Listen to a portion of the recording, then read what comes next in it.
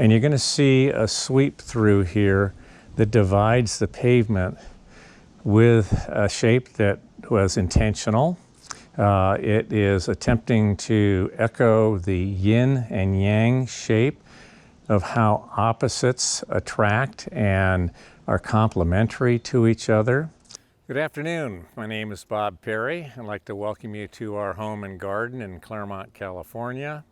I'm a landscape architect and a person who thoroughly enjoys plants and look forward to the opportunity to share with you things about our gardens and plants that I find fascinating. We're going to go down through the driveway to the backyard and enter into a series of other garden spaces and rooms.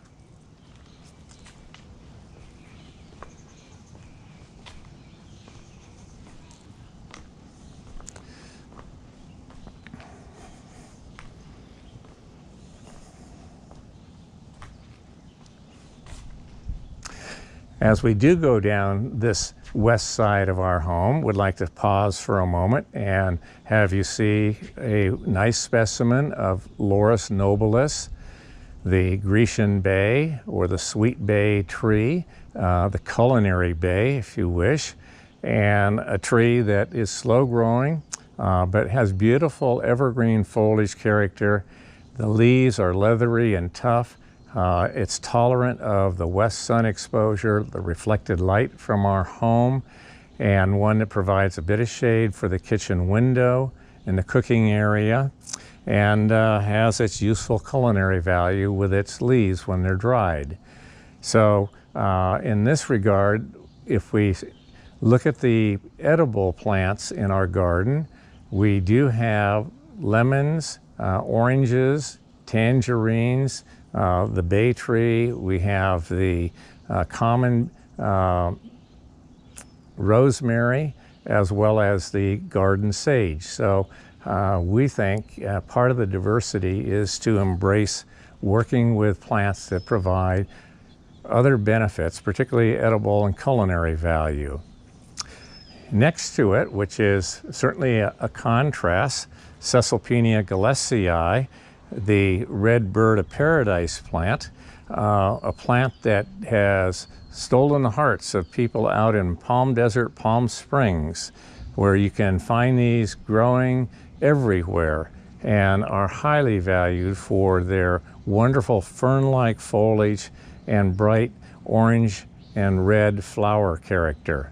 This plant is just beginning to flower. It should last for a good month so we can enjoy the special character of it, and hopefully you can enjoy the detail as I stand close to it to see the fine bipinnate leaves and then the staminate flowers that are just very interesting when you stand close and look at them.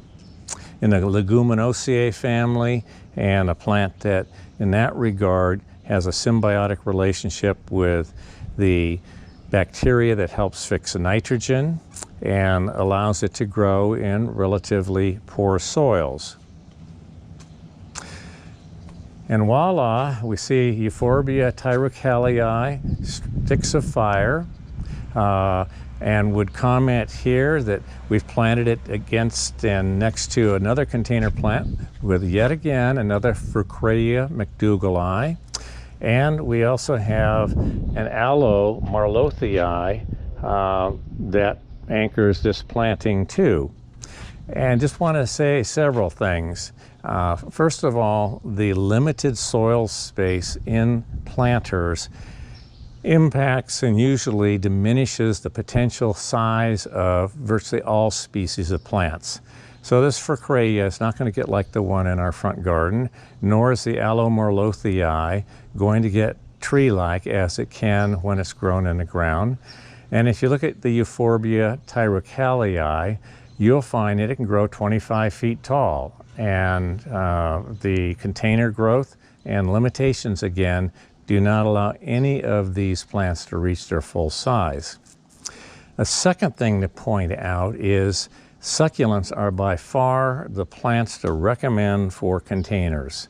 That woody foliage type plants will grow to the capacity of the container, the root volume that's there, and they will use that water every day and undergo drought stress if you don't water the plant every day.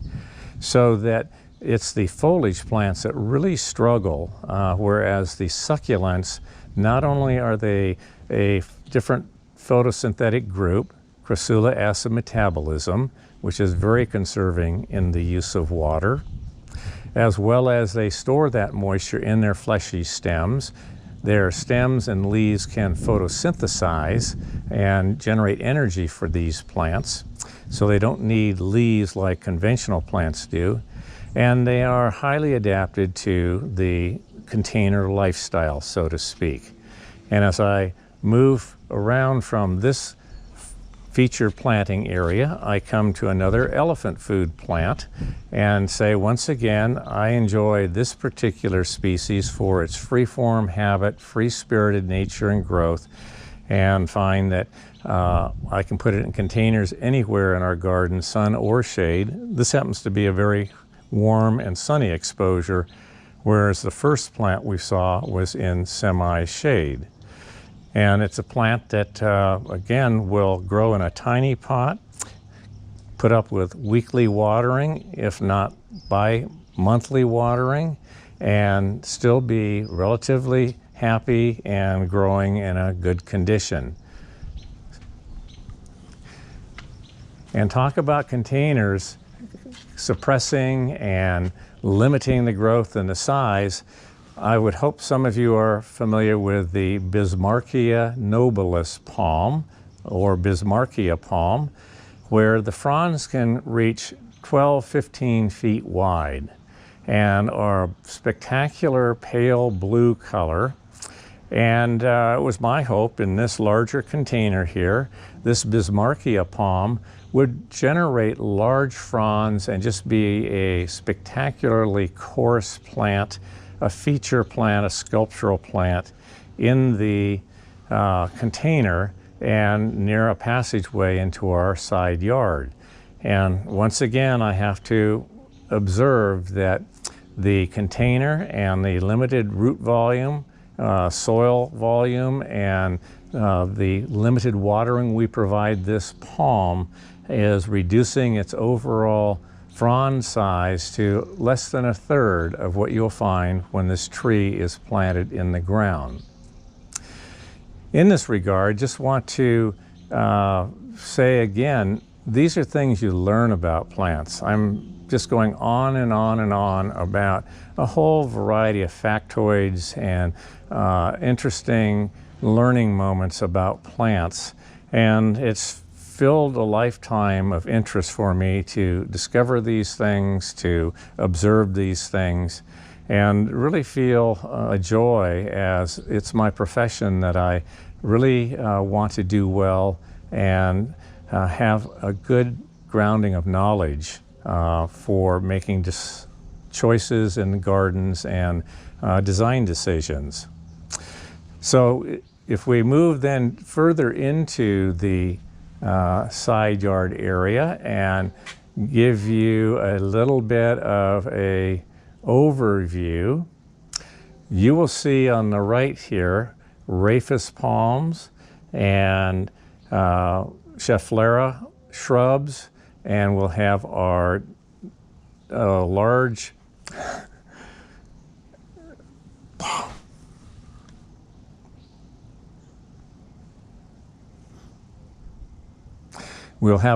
staghorn fern on the wall. Everything is shaded, getting a bit more shade from our shade sails above.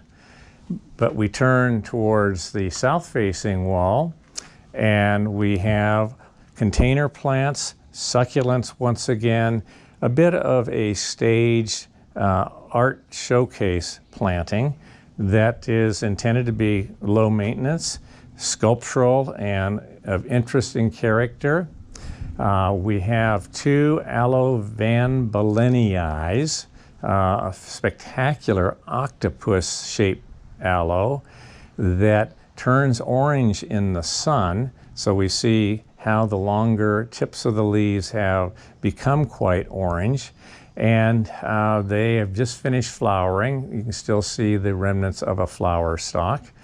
And in celebration of the orangish red tips of the leaves, the flowering, and this character, you can see that we've now changed the color of some of the walls on our homes and our doors. So we have some color themes here that harmonize with the plants, repeat their color, project it into larger surfaces, and try to knit the architecture together with the plants. So as we again walk over here, over towards our sunroom and a low terrace seating area, we have our shade sails that are providing very important shade on this south exposure. We have succulents in our containers that are of different character and intended to be, again, a show of diversity and of sculptural quality. And so this is a place where in the morning we will come out with a cup of coffee, sit in our chairs, read the newspaper, and talk about what we're going to be doing for the day.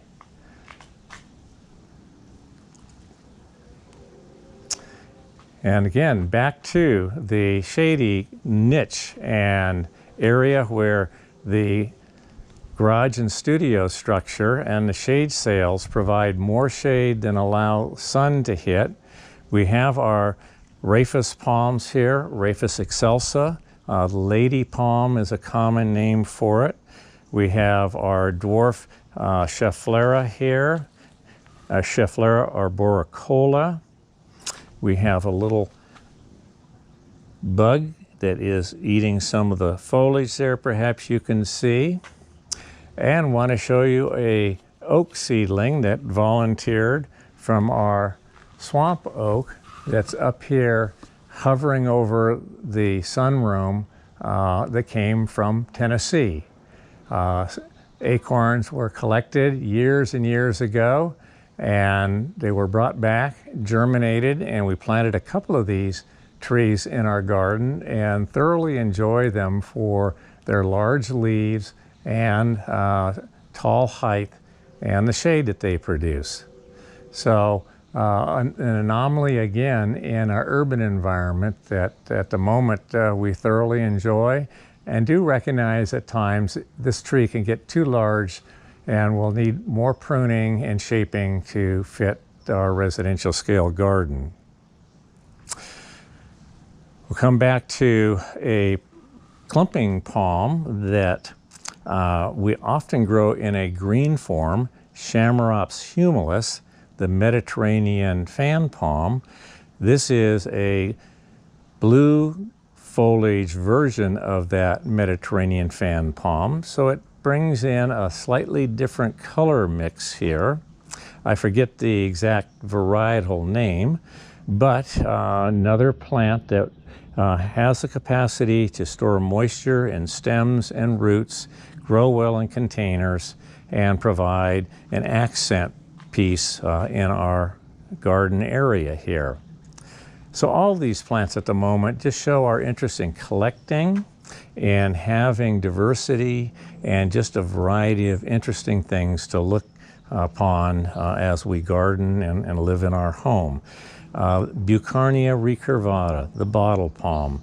You can crowd 1, 2, 3, 4, 5 of them into a small saucer type planter and stunt them and make them just a nice grouping effect in a planter situation. Echinocactus grusonii, we have our golden barrel cactus that also is a stunning rosette-shaped plant, very circular, next to a purple aeonium.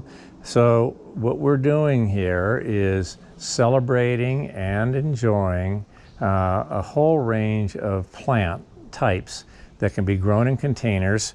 And at this point, a lot of times we find that the container is as much the interest as the plant is. And so we take this Bucharnia recurvata that's been sculpted out, and we look at the container, and we look at the stone, and we look at the plant, and we're attempting to be somewhat artistic in the choreographing of these plants with these containers. And at this stage, we're looking at containers of age and character of different eras of time, the ceramic feet that elevate them off the ground so they don't stain the concrete. And we're having a lot of fun with looking for both good containers as well as interesting plants.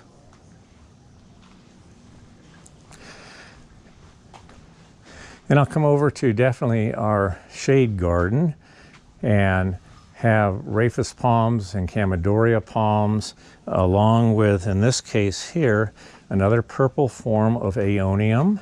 No common name to Aeoniums other than Aeonium from the Canary Islands, and a lot of cultivars these days.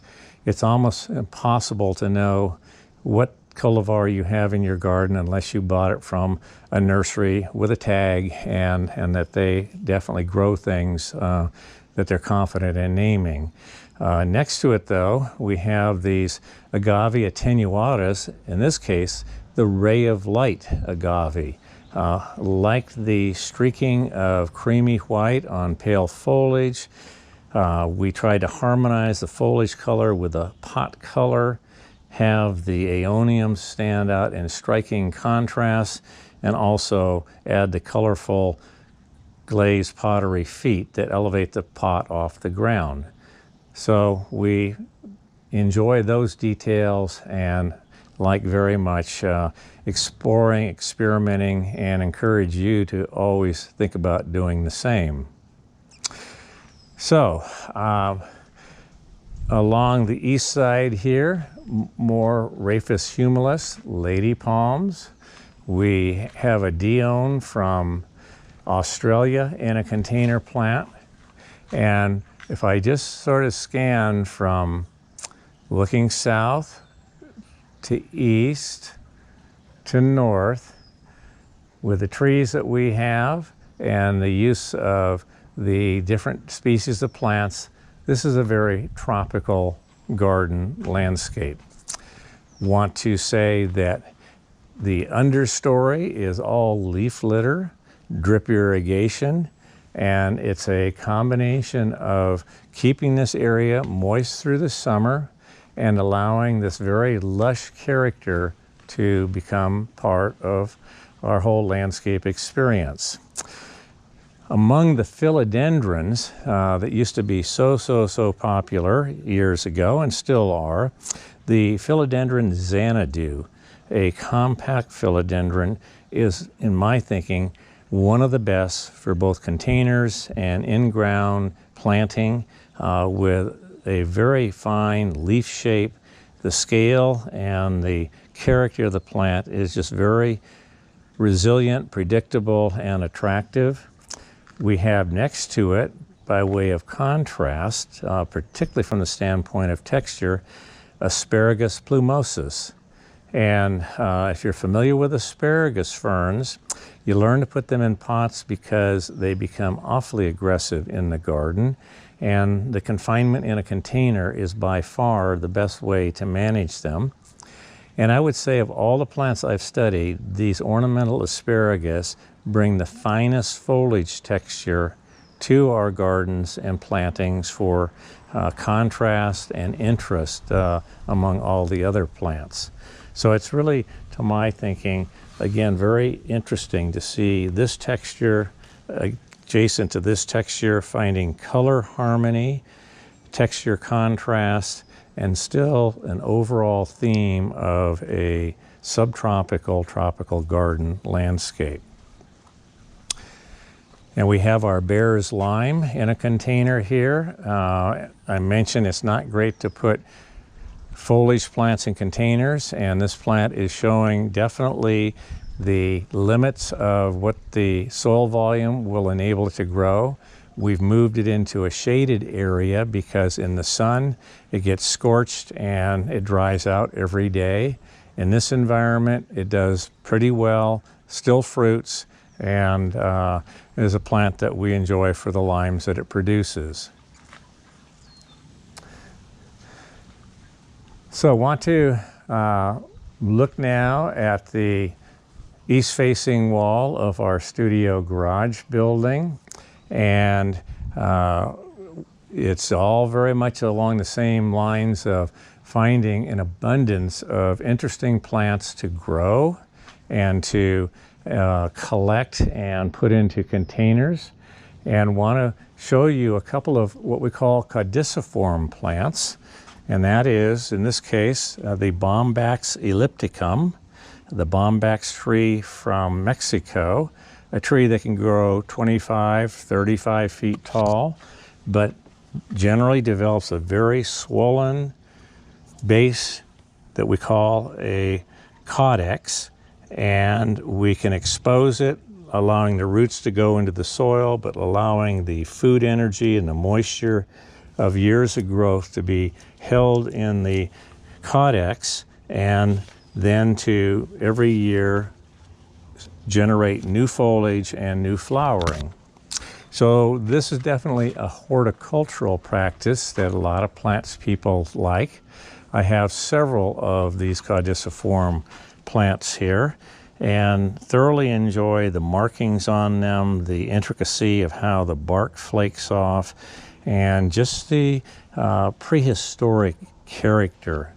And so we get into these micro gardens and say, well, this is where gardeners really enjoy things. They're not trying to look at big trees and large sweeps of planting so much.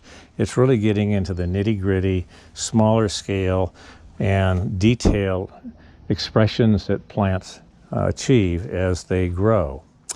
So another elephant food plant here, and another staghorn hanging on the wall, the sheltered wall here. And then I'm going to come back over here, and I'm going to talk about this patio space from the perspective of where we sit in the morning and look out towards the back garden area. And you're going to see a sweep through here that divides the pavement with a shape that was intentional. It is attempting to echo the yin and yang shape of how opposites attract and are complementary to each other, and want to say that the sun is over here in this shape, and if we look towards the seating area and where the table and chair is, that's the shade. So we have a sun-shade relationship, we have a viewing, walking area, we have a seating, reflecting area. So we sit here in the morning, as I say, and we will look out and enjoy not a monolithic pavement, but we have one that's divided into different areas.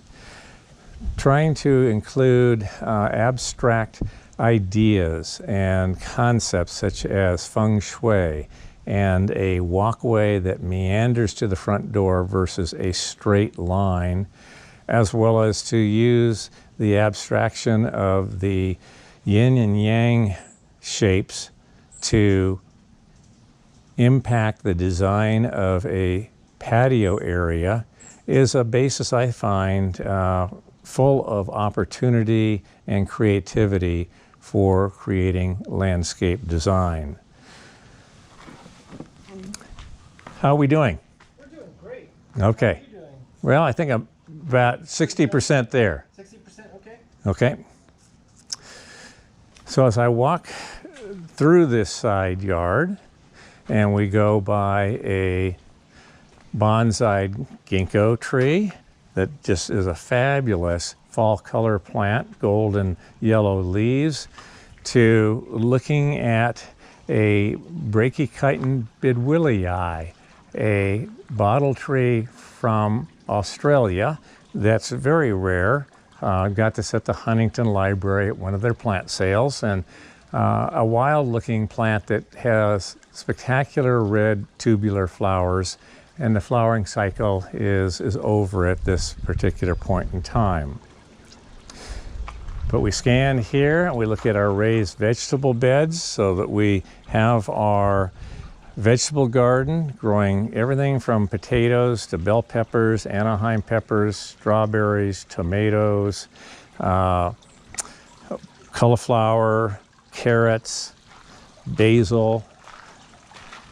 It's a fabulous opportunity to grow things that are fresh for cooking and eating, which we do on a daily basis. Water is hugely valuable for both birds and bees, and just the sound that it brings to a garden. And this particular rectangular fountain complements the shape of the planters, but also is a very successful perching and swimming hole for all the birds that come to our garden.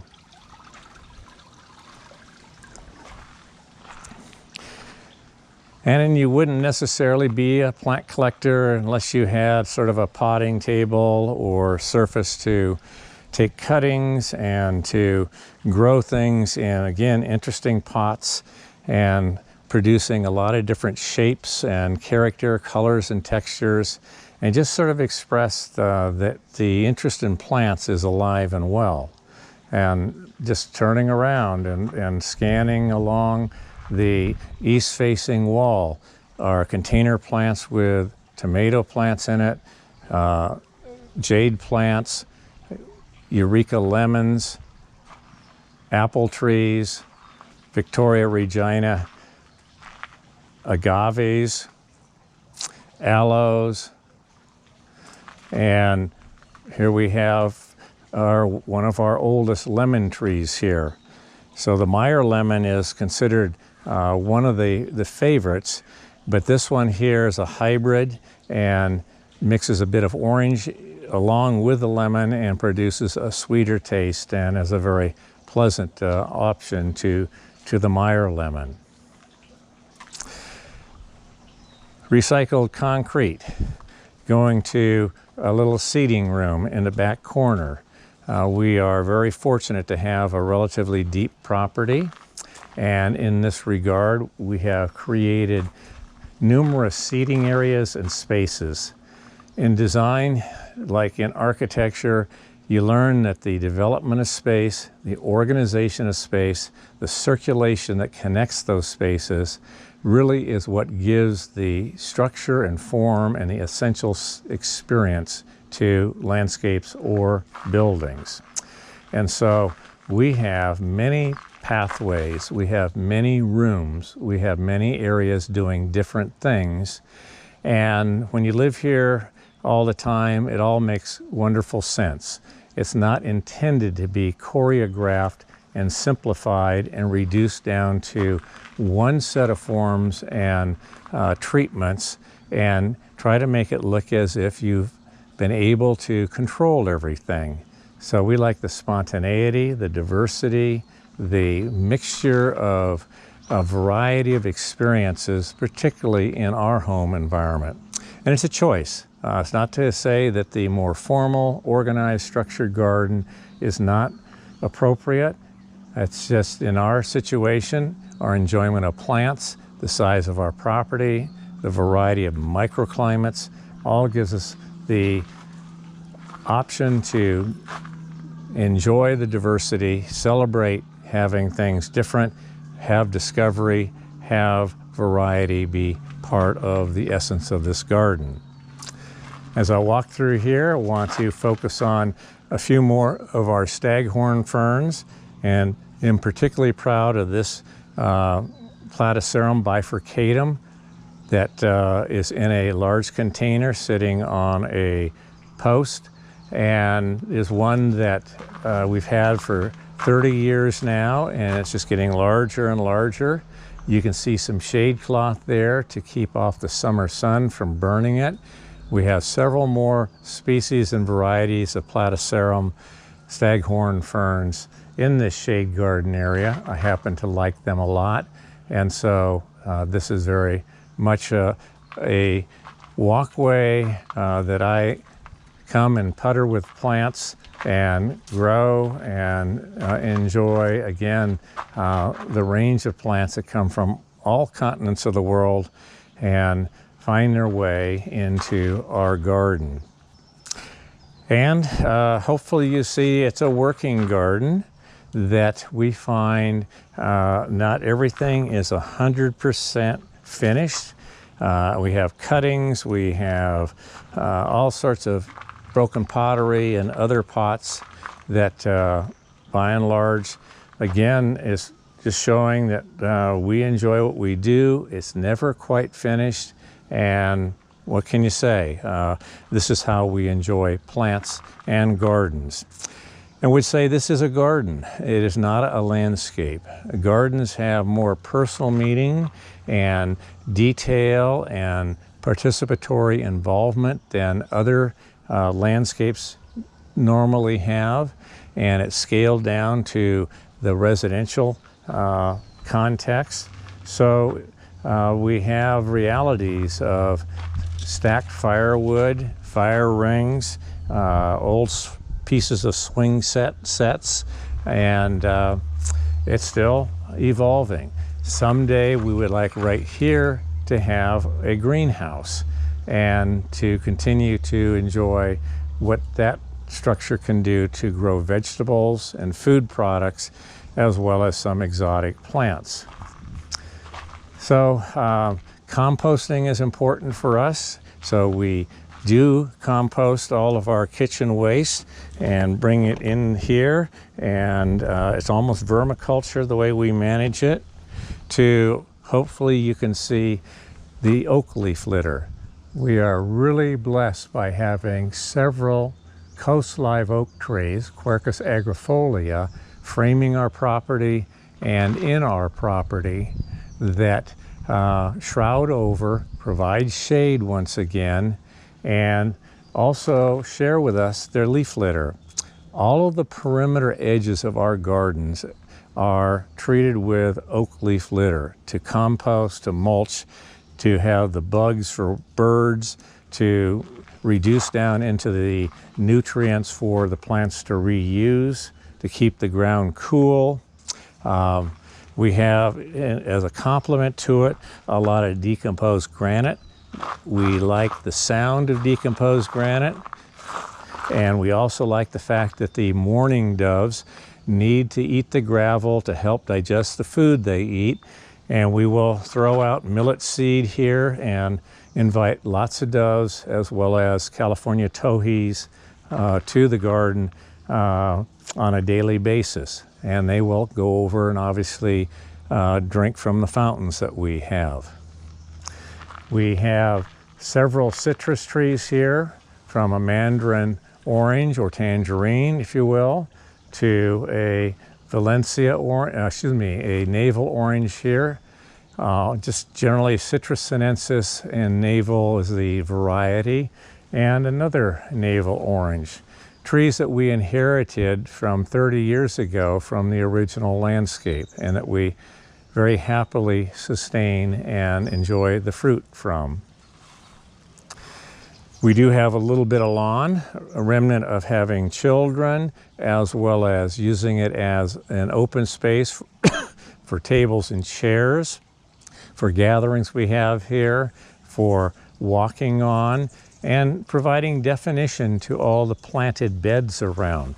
So we find that we need generous spaces, pathways of decomposed granite, and a modest lawn to be the negative space, the open space, in contrast to all the planted areas. We have a tree straight ahead of us that's not too common in Southern California landscapes, a purple beech tree, Fagus sylvatica purpurea, and one that has a purple tinge to the foliage, particularly when it's fresh green springtime growth, and has transitioned into a darker purplish green. So we like this woodland effect very much surrounding and enclosing our property. Now my favorite tree is a coast live oak tree that we can see on the east side of the property, Quercus agrifolia once again, and wanted to sort of walk around and look at it. And it's a question of what does provide the basis of your most favorite plant. And in this particular regard, when we first moved into this house and our daughter Elizabeth was 4 years old, she found this oak tree seedling, 2 feet tall, growing in the side yard of the garden, and she decided to put a stake by it and to protect it. And after 30 years, you can see what this tree has grown into. Almost 40 feet tall and a robust, healthy specimen of coast live oak. And I think back to those days when Elizabeth spotted the tree, staked the tree, and basically said, let's protect it and allow it to grow. And this is the outcome. So very much enjoy, again, as part of the residential garden experience, the choices we have to make in keeping plants or removing plants. And in this case, very much enjoy this coast live oak tree. So we come to a centerpiece garden, which is a flower garden and a pollinator garden. And we have an Asclepias speciosa here that has fascinating seed pods beginning to emerge and striking white flowers. It's a monarch butterfly plant and recently been renamed into, I think, Gamophora. And so in this way, not in the same group as Asclepias anymore. I'm holding on to the old name, liking it and being able to remember it more easily. But we have some hybrid tea roses in here. We have some Agapanthus midnight blue. We have hollyhocks. We have an echium here that's gone rogue. Coreopsis, blue marguerite daisies. We have a whole variety of mixed plantings in here, along with another bird bath, and thoroughly enjoy, again, trying plants. Oh, there's the German iris in here that have finished blooming, and geraniums. This just really says you can have a fabulous multicultural perennial flower garden.